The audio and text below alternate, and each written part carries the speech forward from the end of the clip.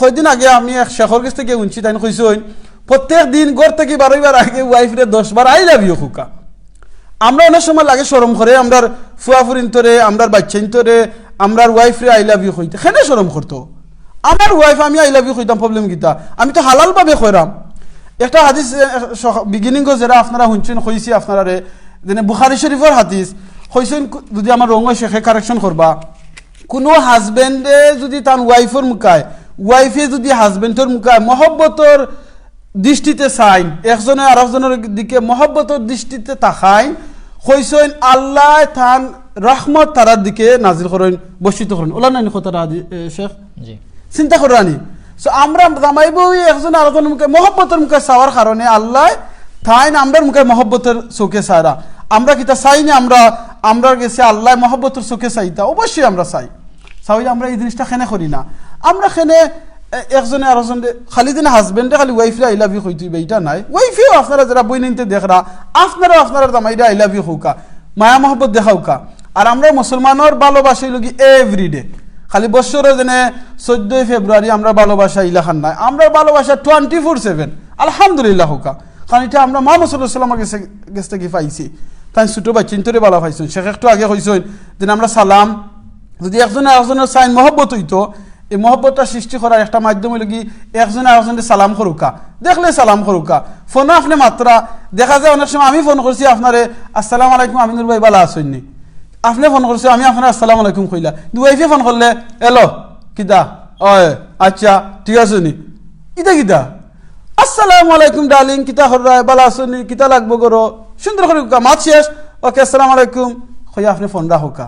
সুন্দর আগে কিতা কইছেন কবিতা মাধ্যমে শেখে কইছেন ওয়াইফরে দিকে রাখে মন, মানে কোন নামে ডাকতাম ওয়াইফরে সুন্দর একটা নাম দোকা, নিজের নাম দোকা, ডার্লিং খুঁজা ডাকোকা, বউ উঞ্চনি খুঁজা ডাকোকা, ভদ্রতাভাবে ডাকোকা, রেসপেক্ট দোকা। ওয়াইফরে আপনি রেসপেক্ট দিবা, দেখবা না আপনারে থাইনো আপনারে রেসপেক্ট দিবা। সো এটার মাধ্যমে কি হইব মায়া মহব্বত, মানে মহব্বত বাড়বো। আমরা এই মহব্বত আমরা চাই না। আমরা দেখা যায় মানুষের বাড়াখানো গেলে দিয়ে সুন্দর, যেমন তো রেস্টুরেন্টে গেলাম কেউ কিছু আইনা দিলে ও থ্যাংক ইউ হই বারবার। ওয়াইফের সময় চা আইনা দিন খানি রেডি করই, এরে খানি রেডি নি, ও রেডি আইও ও খাইলাম খাইয়ে আইলাম শেষ কিচ্ছু মাত নাই, জাযাকাল্লাহু খাইরান খুকা খান্ডে থ্যাংক ইউ দুকা। দেখ মানে ওয়াইফ খুশি হইবা, নেক্সট টাইম আপনি গ্যাসার খোয়ার আগে চা আইব, বিস্কুট খোয়া লাগতো না, বিস্কুট আইব খেনে মাই চা দেওয়ার বাদে কইছেন ও থ্যাংক ইউ ডার্লিং, সুন্দর করে আপনি কইছেন ওয়াইফে লগালগ আইনা বিস্কুটও দিবা। চা দেখা আজকে দেখা গেছেন আপনি উঠকি তাড়াতাড়ি বালা পাই, কিংবা মাছ আমি উঠকে সরি বেশি ভালো হয় না, চা মাছ বালা পাই, মাছও তাকাই রাঁধছেন ও আজকে খানিটা যে মজা হইছে, ইটার মাঝে ভালোবাসা দেখাও কাথান দে খালকে ও আজকে মাশাআল্লাহ আজকে 2 তরকারি রাঁধি লইছো, খুশি হইয়া থান দে। খালকে দেখা না গরো গেলে 3 তরকারি পাইলিবা। আপনিও গরো যাইবার সময় চকলেট একটা লইয়া যান জানো কিনা, কিংবা চিকেন চিপস তাইন বালা ফাইন, যদি ফ্রাই চিকেন যেটা বালা ফাইন লইয়া যান জানি না, দেখান জানো মায়া মহব্বত।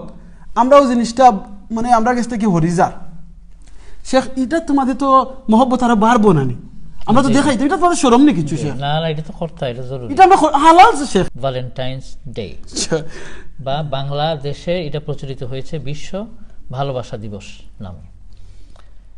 তো এটা আসলে মানুষের আবেগকে স্পর্শ করে, লাভ অ্যাফেকশন ভালোবাসা এটা কিন্তু সবার মধ্যে আছে।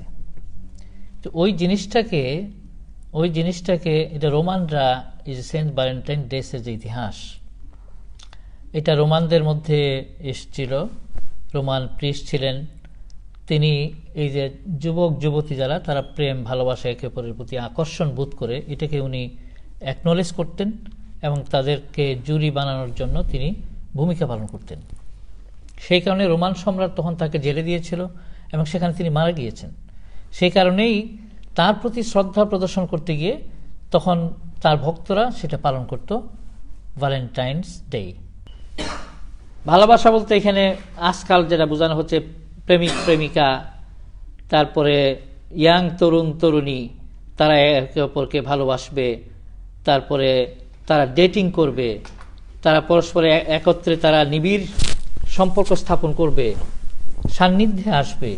এই যে বাংলাদেশে বড় বড় বিজ্ঞাপন দিয়ে বলা হচ্ছে কাছে আসার গল্প, তারা কাছে আসতে আসতে এরকম করে হোটেলগুলো সাজানো হয়েছে এমনভাবে যে সেখানে দুইজন বসে তারা নিরিবিলি, তারা যাতে খুব শান্তিমতে আরাম মতো তারা কাছে আসতে পারে। এবং সেখানে নানান ধরনের দুর্ঘটনা তৈরি হচ্ছে, নানান ধরনের দুর্ঘটনা তৈরি হচ্ছে। তো এই যে দুর্ঘটনা, এটা কেন ঘটে? কারণ এখানে সত্যিকার মূলনীতি থেকে সরে যাওয়া হয়েছে, ইসলামের যে মূলনীতি সেখান থেকে সরে যাওয়া হয়েছে। এবং এখানের মধ্যে এক ধরনের ব্যবসায়ী যারা আছে তারা এটাকে ইন্ধন যোগায়। হোটেল ব্যবসায়ীরা, রেস্টুরেন্ট ব্যবসায়ীরা, ফ্যাশন ব্যবসায়ীরা, কাপড়ের ব্যবসায়ীরা, ফুলের ব্যবসায়ীরা, কার্ড ব্যবসায়ীরা। এবং ওয়েস্টার্ন জগতে আমরা দেখি যে সেখানে এই ফেব্রুয়ারি মাস আসলে পরে নানান রকমের পশা সাজিয়ে বসে ব্যবসায়ীরা, মানে কি ব্যবসার একটা ফায়দা মানে হাসিল করা আরম্ভ করেছে। কোটি কোটি ডলারের বিজনেস হয় ওই সময়ের মধ্যে, যার কারণে এটাকে প্রমোট করা হচ্ছে।